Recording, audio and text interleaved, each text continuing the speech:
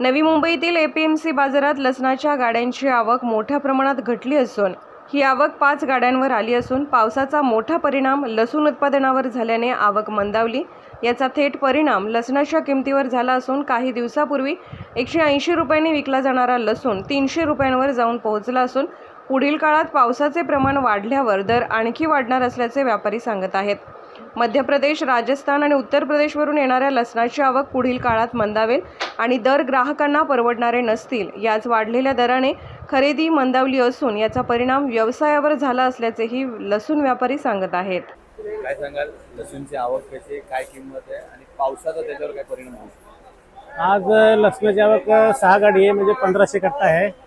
त्यामध्ये जागेवर लसण टाईट असल्यामुळे इथं टाईट झाल्या 5 ते 10 रुपये। तिथून पुढे पाऊस चालू होईल, त्याप्रमाणे आवक घटेल आणि बाजार वाढेल अशी शक्यता आहे।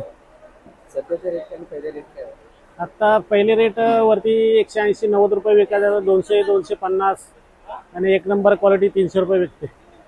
कस्टमरचा रिस्पॉन्स, कस्टमर थोडे कमी आहे, भाव वाढले कस्टमर कमी होतात, त्याप्रमाणे तसं चाललंय। आता 3-4 दिवसापासून थोडे भाव वाढले, कस्टमर कमी।